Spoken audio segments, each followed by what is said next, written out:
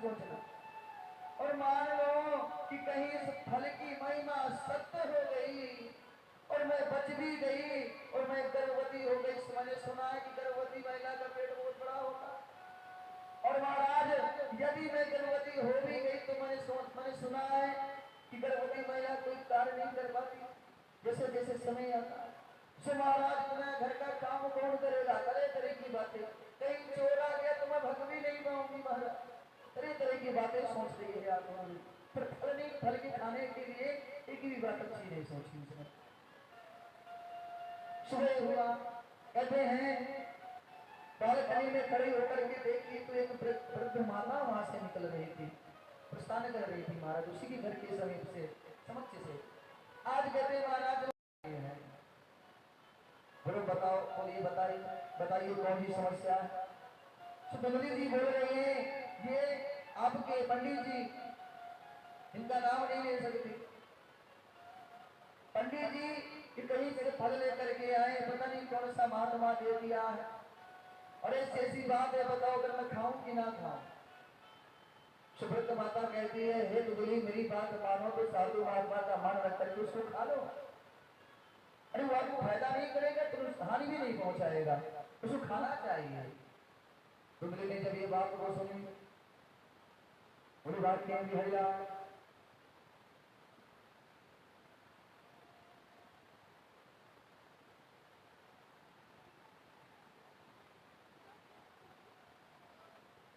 बोली बात क्या भैया की जय जय जय श्री राधे श्याम गोविंदाय नमो नमः। बोली श्याम प्यारे की जय जय श्री राधे श्याम गोविंदाय नमो नमः। आज करे महाराज दुबली तरह तरह की बातें महाराज सोच रही है, पर वो फल नहीं खा रही है महाराज। कैसे भी करके माता से बोली हे माता यदि मैंने खा लिया तो घर का काम कौन करेगा? तो माता बोले काम करो, ननंद तुम्हारी हो सो ननंद तो पहले नहीं लेने के लिए आती है, तो उसको पहले बुला लेना। अब तो धुंधली का जताना में तथा धुंधली कह रही है नहीं नहीं नहीं नहीं माता मैं उसको नहीं बुलाऊंगी, पिछले बार आई थी तो सामान चोरी करके ले गई, वो नहीं बुलाऊंगी उसको। तरह तरह की सोच रही है, इसलिए कहते हैं महाराज नाम भी बड़ा सोच कर रखना चाहिए।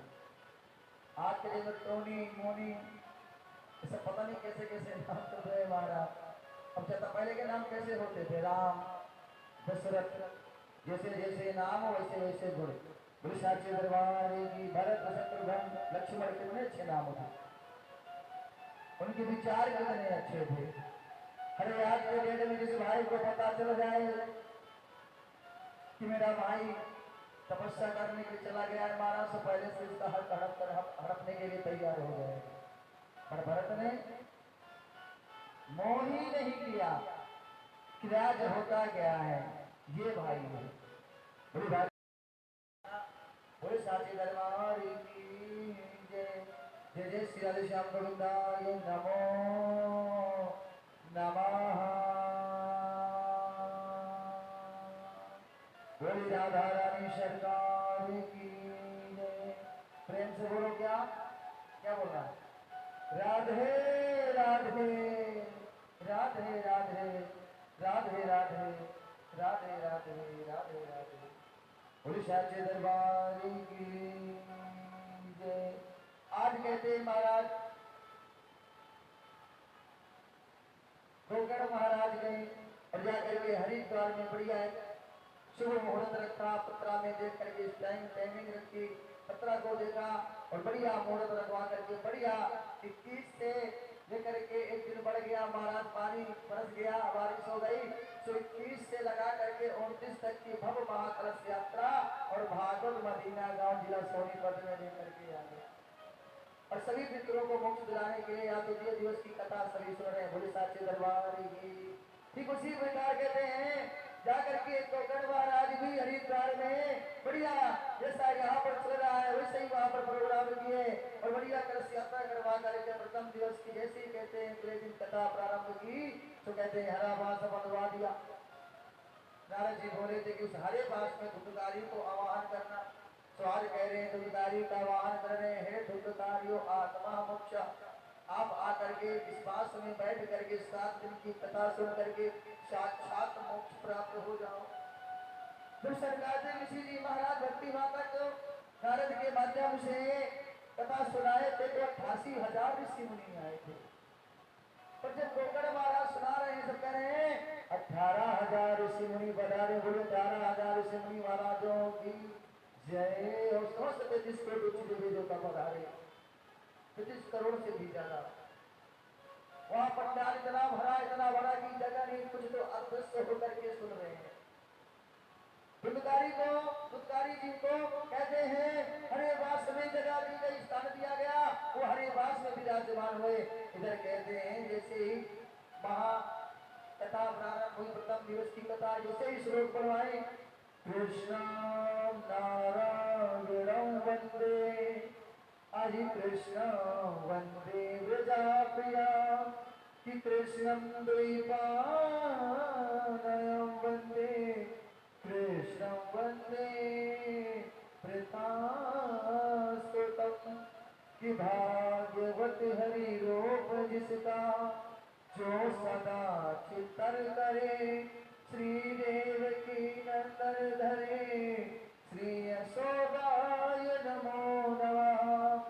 ओम सच्चिदानंद रूपाय अजि विश्वाधिपत्याधि हेतवे, तापत्राय विनाशाय श्री कृष्णाय वयं नमः। ओम भगवते नमो वासुदेवाय नमः। ओम नमो भगवते वासुदेवाय नमः। जैसे ही कहते हैं ऐसे अनेकों प्रकार के श्लोक बोलने लगे। और जैसे ही कहते हैं प्रथम दिवस की कथा समाप्त हुई तो महाराज जो वास का प्रथम ग्रंथ था वो फट गया बीच से। प्रथम गांड थी बांसुरी तो फट गई। द्वितीय दिवस की कथा सुनाई, समाप्त किए महाराज, तृतीय ग्रंथ फट गया। ऐसे कहते हैं जैसे धीरे धीरे षष्ठम दिवस की कथा सुनाई तो 6 गांठ फट गए, थोड़ा सा बांस जुड़ा हुआ है। और महाराज खाए थे महाराज। और क्या है दूसरा कि दुनिया में लूट अनेकों हैं, पर राम नाम सब लूट नहीं। दुनिया में अनेकों लूट है, कोई धन लूटता है तो कोई बहु लूटता है, पर असली लूट क्या है? राम की लूट। कि दुनिया में लूट अनेकों हैं, पर राम नाम सब लूट नहीं। और क्या? अरे कि दुनिया में झूठ अनेकों हैं, अरे दुनिया में झूठ अनेकों हैं, पर जटा जोट सब झूठ नहीं। जटा जोट कौन? जटाधारी भोले बाबा। जटा जोट सब झूठ नहीं। और क्या? कि दुनिया में फूट अनेकों फूट हैं। 5 पड़ोस का झगड़ा हो जाएगा तो 4 दिन में एक हो जाएंगे। हर की दुनिया में फूट अनेकों हैं, पर भाई भाई सब फूट नहीं। अरे भाई भाई सब फूट नहीं। भाई भाई का झगड़ा होना सीधे आगे चल गई, एक दीवार उसकी एक कमरा उसका। चलिए एक लोग से अरे बंटवारा किसका किया? माने को अलग अलग। अब जब महाराज जो बेटे बंटवारे करते हैं तो पड़ोसी से कहते हैं वही तो बनूंगी। अरे आज की बेटी सुनो, आज की डिमांड सुनो, माताओं की बहू लाने। पहले तो छोरे के विवाह होंगे नहीं, और होंगे भी तो महाराज कम से कम 5 लाख रुपए 6 लाख रुपए दहेज बट्टा फिक्स हो जाएगा।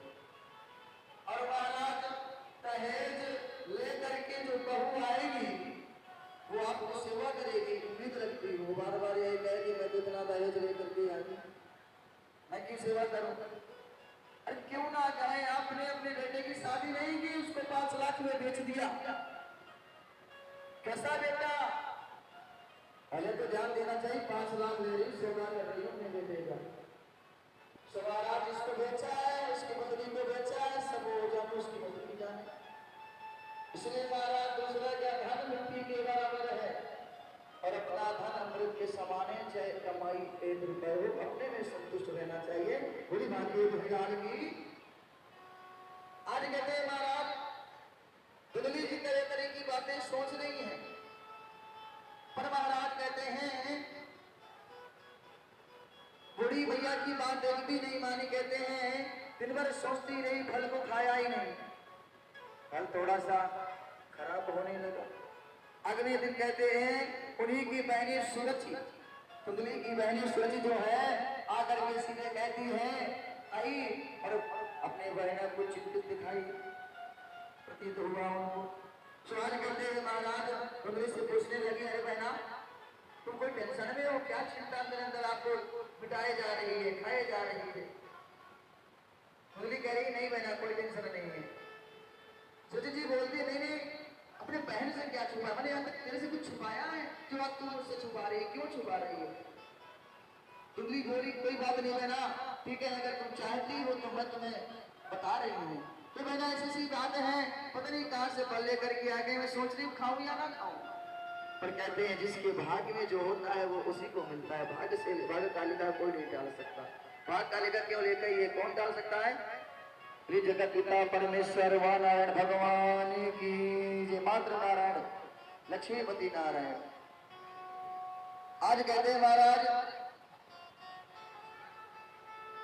जब कुंडली ने अपनी बहन को सारी बात बताई तो उसकी बहन बात कहने लगी कि बात बता बहना